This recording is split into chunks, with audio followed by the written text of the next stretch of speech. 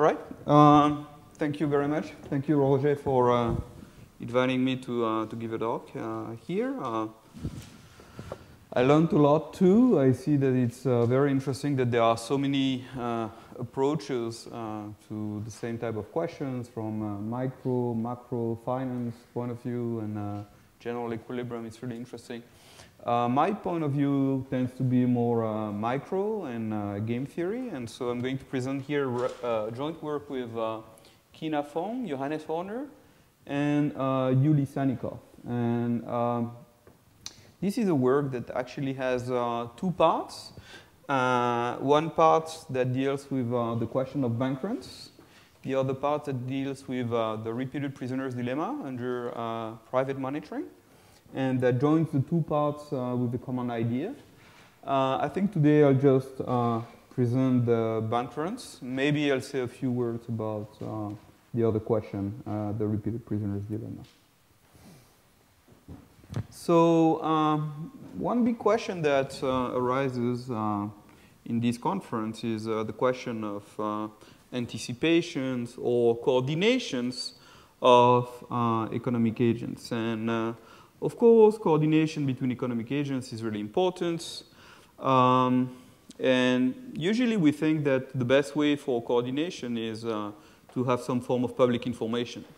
So this public information can be market prices that are observed by all agents, shareholder information that's typically and usually even regulated to be given publicly to all the shareholders of company, even the non-shareholders can access the information. Central bank announcements are usually public. They are not just given, to a pool of investors that would be considered as completely illegal. And the typical thinking is that because this information is public, this really allows for economic agents to coordinate efficiently. So this coordination is really important between producers and consumers, buyers, sellers, investors, and managers. If you want to think of interest rates, so that people know what interest rate to use, even what interest rate to anticipate, or in chain productions where there is a series of goods to be produced to reach a final good, so you have intermediary goods. It's really important to anticipate the whole production, the whole chain of production. And this coordination is, as said, usually done using public information. But in general, there is a strong advocacy for public information. In firms, banks, governments, it's all usually considered as a good thing if all agents can access the same information. On the other hand, if we think of private information, so I'm going to think maybe here a little bit more from the point of view of game theory, but this is common to many fields. Private information is really, at least it's creating headaches, okay? It's something we don't like too much. It doesn't mean it's necessarily bad in the economy, but it's very hard to study. And we know, for one thing, that this can lead to failures in coordination. So this is a classical example of the email game, Rubinstein's email game, where we see that if information was public between two agents, then these agents could coordinate efficiently. But if there is some apparently small departure from this public information, this small departure can be enough for coordination failures. Another thing we don't like too much about private information is that it makes things really hard to analyze in general, especially in dynamic setups. So why in dynamic setups as opposed to static setups? Well, if you think of a static setup, usually you would write your model saying, okay, this is the agent's information, this is the way they act upon this information, and we look for the solution of the game between the two parts, and we would use something like Bayes-Nash equilibrium. We solve if we can, and that's it. Okay. Now let's think of a dynamic setup. In a dynamic setup, typically the information received by the agents is governed by their own behavior, right? So the behavior is what gives rise to the process of information received by the agents. But this behavior is itself a reaction to their own information. Okay? So you cannot, on the one side, describe the information, on the other side, the behavior. You need to solve a full-fledged model where the two are interrelated, and that makes life a lot harder than public information. So in the field of repeated games, we have a beautiful standard paper by Fudenberg, Levin, and Maskin in '86 that analyzes what happens when agents have public signals. So they commonly observe a signal about what's being played by everybody at each stage of the game, and they act upon this public signal in future stages. Okay? And they show that the set of perfect public equilibria, which I just described, has a recursive structure, and it can be analyzed through dynamic programming techniques, basically. On the other hand, if information is private, well, we have some results.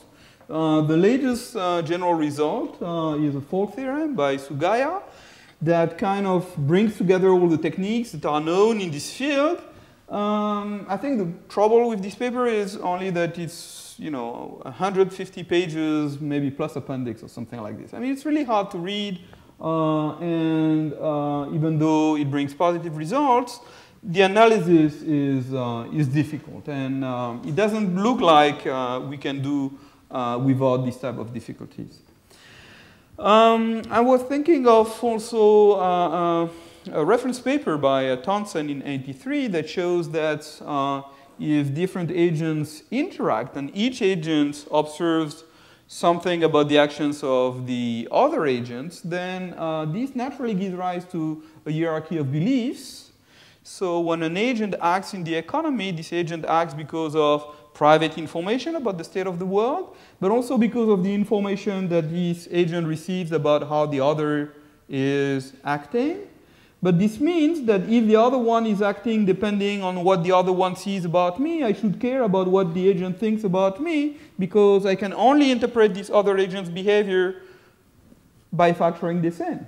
Because I know that this other agent's behavior depends both on what he observes about me and his own private information. So this is a very complex problem that's a form of trouble. But maybe we need to live with it.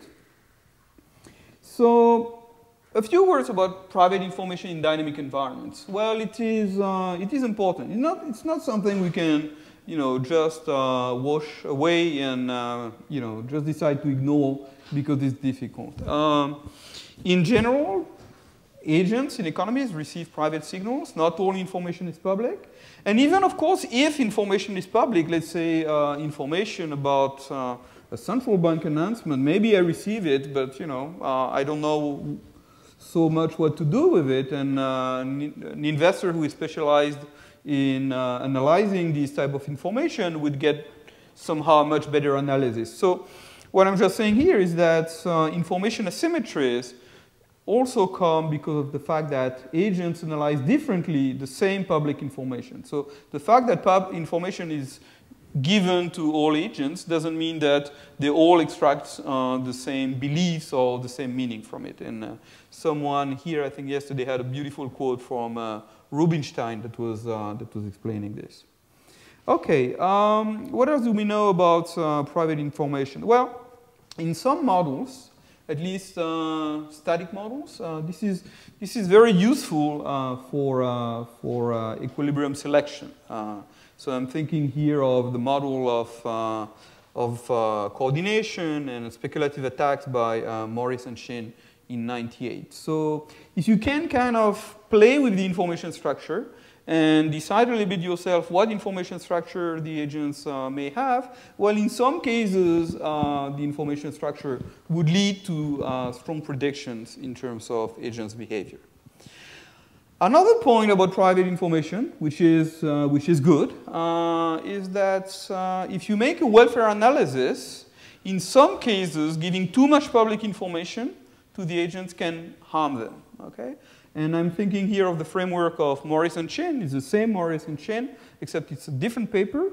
It's a paper that analyzes welfare when agents have both public and private information. and the agent's payoff depend on somehow how well they match a state of nature, but they also depend on a beauty contest component. So every agent wants also to match what the other agents are doing, right? So because of the beauty contest components, too much public information means that the agents will try to coordinate very much on this public information part, which is, as shown, a little bit inefficient. So this advocates, in a sense, in favor of private information, saying that private information is not necessarily something bad. And this is a static model here, okay? So the two Morris and Sheen papers are static papers. And we want to move to dynamic setups. So just one idea of why private information can be good as opposed to public information in dynamic setups. If you think of a framework of cooperation, let's say a framework where agents need to coordinate on some action profile, and this is the way that, that they cooperate. There may be two reasons to not to cooperate, say, or to withdraw from this cooperation.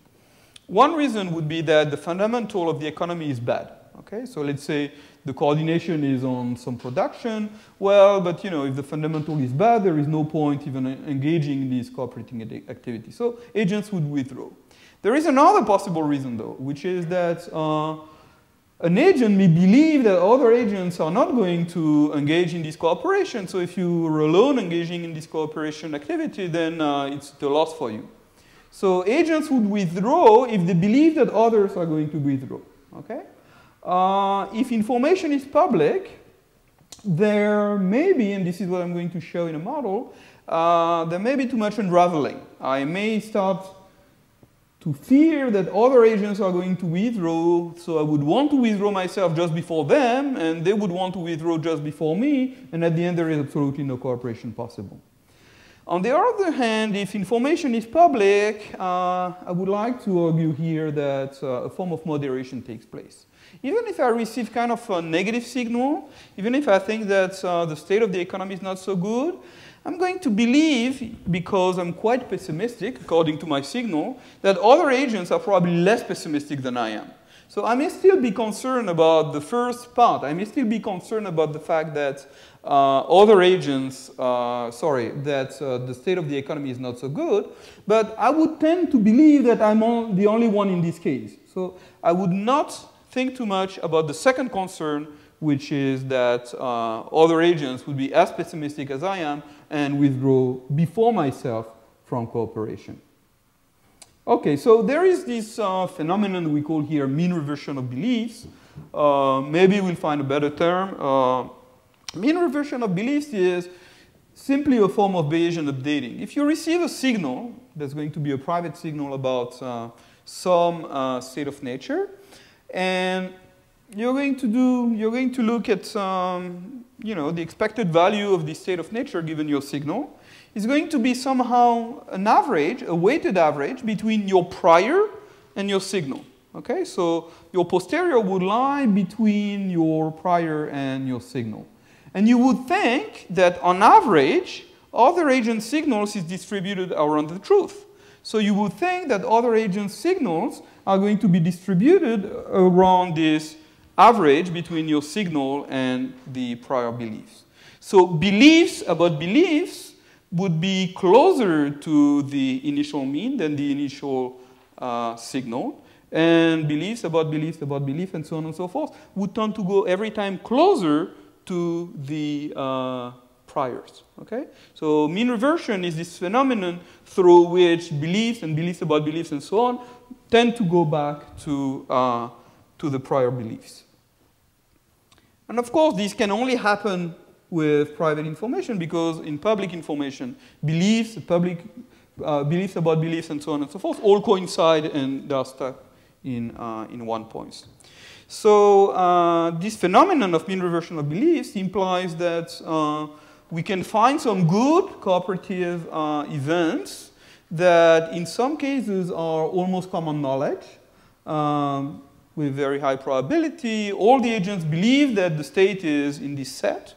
They all believe that they all believe it, and they all believe that they all believe that they all believe it, and so on and so forth.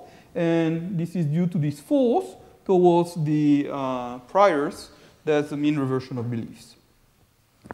One literature which is somehow related to this is the work on common learning by Cripps, Ellie, Maillard, and Samuelson, and they show the following. So they are interested in agents just who are observers of a process, okay?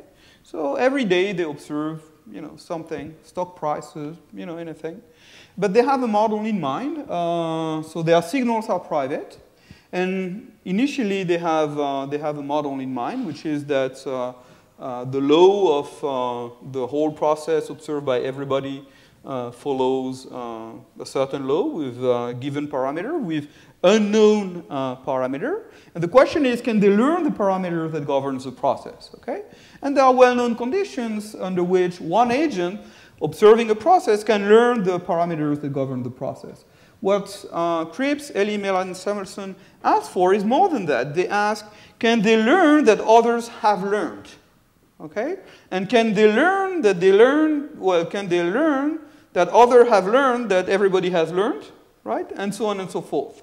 So is it true that eventually, when you wait long enough, not only the underlying parameter is going to be known by the agents, but it will also be almost common knowledge. It will be almost known by everybody, and everybody will almost know that everybody almost knows it, and so on and so forth. Okay, so that's much stronger than just learning.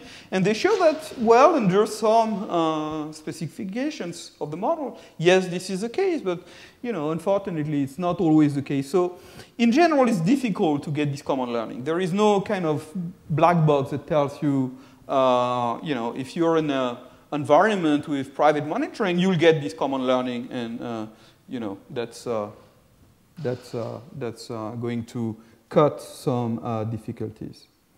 So, as I said, in this paper we have two instances of the mean reversion of belief phenomenon. One which is bank runs. And what we're interested in bank runs is what's the liquidation value of the bank. So that's the fundamental state of the economy. If the liquidation value of the bank is very low, the bank may just collapse. So everybody will want to run. If the liquidation value is high, then even if the bank liquidates, the bank is going to repay all the depositors. So there is no fear that there is any collapse. You can just stay. You can just leave your deposit. So this is, really what the agents are going to be interested in. And this is exogenous. This is driven by an outside process. There is a continuum of agents. Time is continuous. Things follow Brownian motion. And players are impatient. They care about future discounting of payoffs. The prisoner's dilemma exhibits a similar phenomenon of mean reversion of beliefs, but it's a completely different setup. The item of interest is endogenous. So you have two players cooperating with each other during a certain time, but you know that after some histories, this cooperation will have to break down. And what you wonder is if you should cooperate, or if possibly the other agent already stopped cooperating before yourself, and you don't want to be the last who stops cooperating, okay? So it's a bit similar to the bank runs example, in the sense that there is this sustained cooperation as long as the others cooperate. But here the event is completely endogenous. It's not influenced at all by any exogenous parameter. There's only two agents instead of a continuum of agents. So each agent is, has a strong influence in the process. Okay, with a continuum, each agent is negligible. Time is discrete, as most commonly in repeated games, and players are patient. We're interested in questions such as sustaining cooperation if players are sufficiently patient. Okay, this is typical repeated games analysis. So the two setups are really different, and we're just going to talk about this one. Okay, unless there is really time, but I doubt that's going to be the case. Okay, So let's move to this model of bank runs, unless there is, or there are any questions. Okay. Okay, so here is the model. There is, this is a process of the value of a bank's assets, okay, yt at time t. That starts at y0. There is a drift g and sigma, which is a variance. So you have a term sigma zt, where zt is a Brownian motion. At a time tau, which is a random time that arises with Poisson intensity phi, the bank matures and liquidates. This is an exogenous event. If the value of assets is large enough, larger than 1 in this case, then all the depositors are repaid in full, even creditors, if there are any. Otherwise, there is endogenous default, so not everybody can be repaid in full, and let's say some depositors lose part of their deposits. So initially, there is a unit mass of depositors. Okay? So it's a continuum 0, 1 of depositors. These depositors may withdraw their money at any time. Okay? So if they withdraw, and they withdraw before anything bad happens, then they get their deposit back, and they can, you know, they're fine with it. They get their cash back. But withdrawal is irreversible. This is a simplification. So if agents withdraw their assets, they cannot put it back into the bank. They just leave the project, if you want. What happens to the bank if depositors withdraw their money?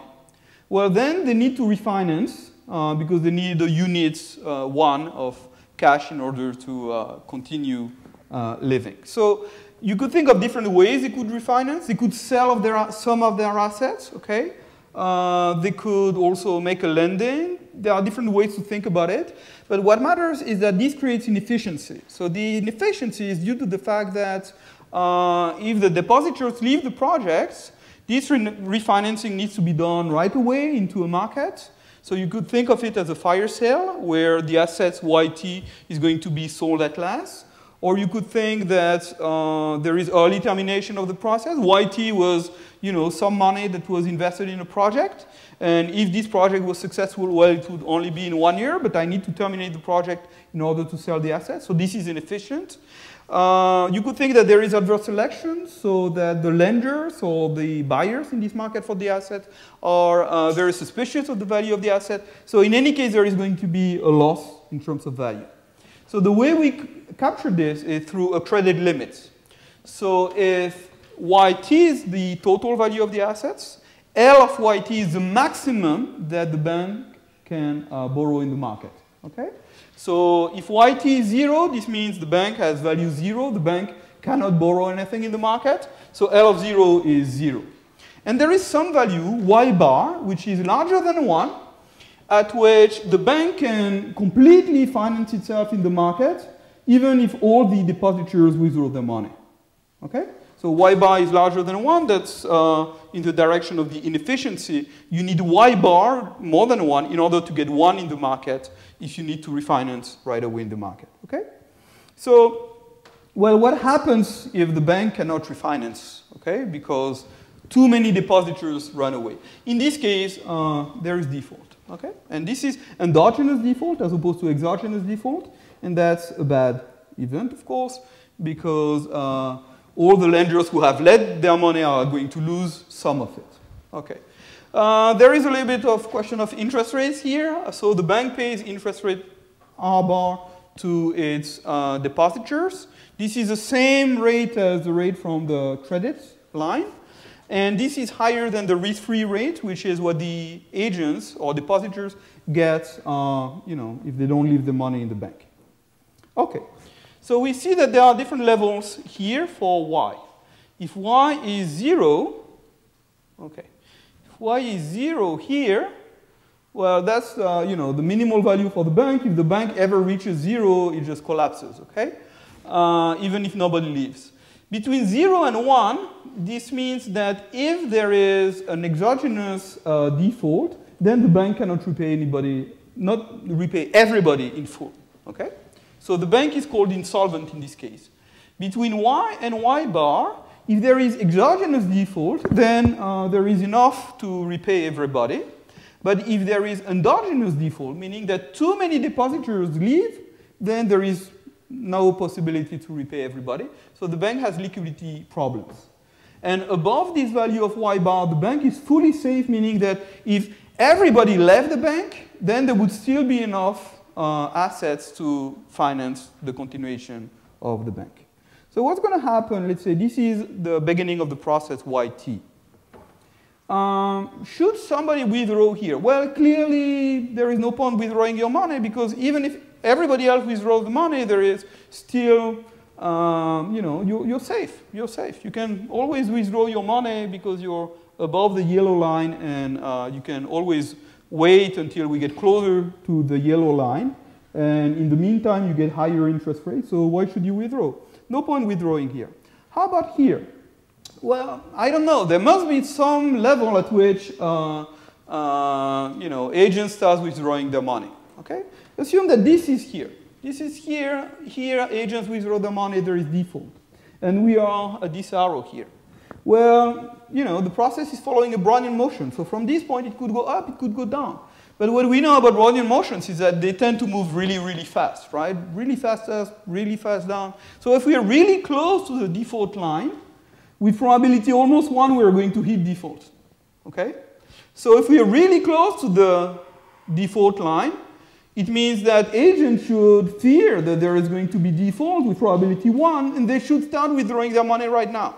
Okay?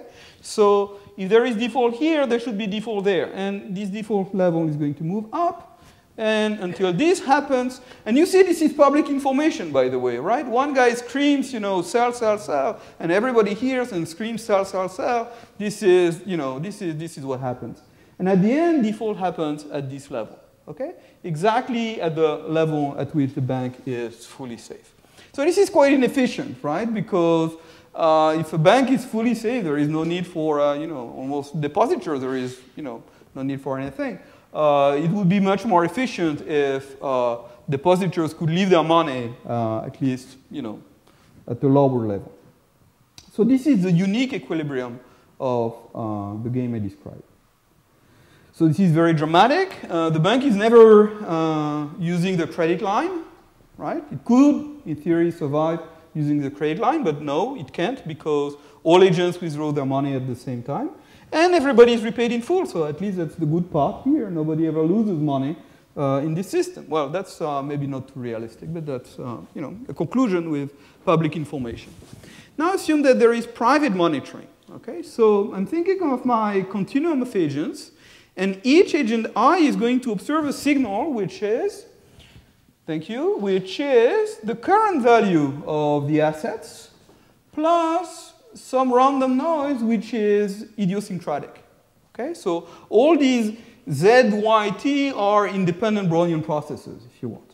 Okay, so every agent I is going to observe this signal here. So what's going to be the computation of every agent? Well, given my signal, I'm going to look what is the expected value of YT, what is the current expected value of the assets of the bank.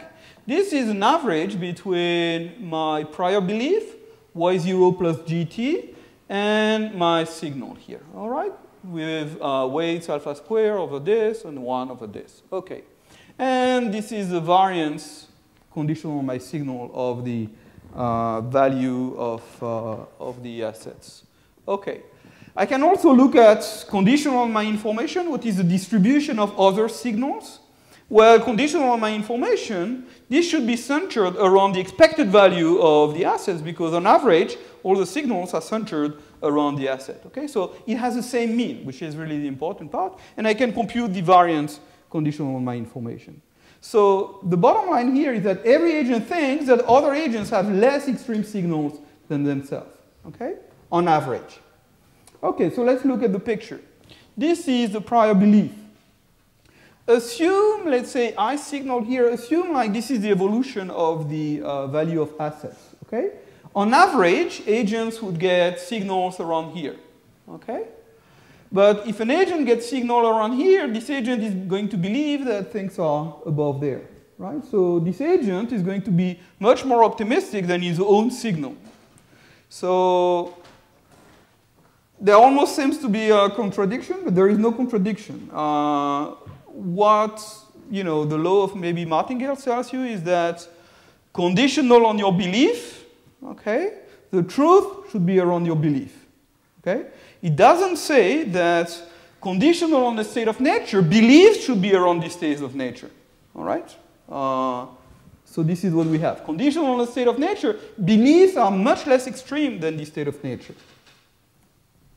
Well, this is what my traders are doing right now. Signals are going down, down, down, but they are all of them much more optimistic than what their own signal seems to suggest. They think that they are all outliers, and they kind of relax and they don't withdraw their deposits, okay? So what happens? Basically, if the initial value here is large enough, even if yt is close to 0 here, most agents are going to believe that most likely the firm is fully safe, okay? Because their beliefs are going to be much higher than their own signal. And they are also going to believe that most likely other agents are convinced of it. So they're also going to believe that there is no much risk that other agents withdraw their own deposits, okay? So this leads to a lot more stability than under private monitoring. So we formalize this with a theorem that if the value y0 is larger than, you know, some number given by a formula here, the bank does not collapse endogenously as long as yt is larger than epsilon, and so the epsilon is playing a role there. So what can we say about this formula? Well, if the condition is met, there is no endogenous default before yt reaches epsilon. Okay, that's the point. So epsilon could be really small. Another way to think about it is that for any path of yt, no more than L of epsilon depositors run. Because if more than L of epsilon run and the value reaches epsilon, then all agents withdraw. Okay, and we know that this is not the case. So when is this condition easy to satisfy or not? What can we say about this condition? It's easy to satisfy if the signals themselves are very noisy. So the noise of the private signals is given by alpha. It's alpha sigma. Okay. So if alpha is large, this is easier to satisfy than if alpha is low. Okay, that makes sense. If you have very little private information, then you are closer to the case of public information.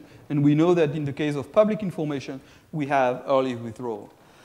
If volatility of assets is low, well, that makes sense, because if volatility of assets is low, this means that the path of yt is going to be very close to the trend, and you know this is good. You know that there is no collapse in this case. So if sigma is small, okay, this term is small, this term is small, this is also playing in the direction. Now, there are other reasons why to stay in the project. You would want to stay, to leave your deposits if the return is high, okay? Of course, this is good news for you if the return is high. The longer you leave your deposit, the more you get this return over the risk-free return, which is R bar minus R. So if R bar minus R is large, this is good for you. And also if the bank is unlikely to collapse exogenously, which means that phi is close to 0. And finally, we see here that this term is log L of epsilon. So a log is going to vary very, very slowly with L of epsilon, okay? So that's good news for us, because this means that this is very easy to satisfy in this term, okay? So the epsilon could go very, very close to 0. So this is what I'm not going to present. And no, I thought I could click here and it would jump. Yes. So just a few words of conclusion.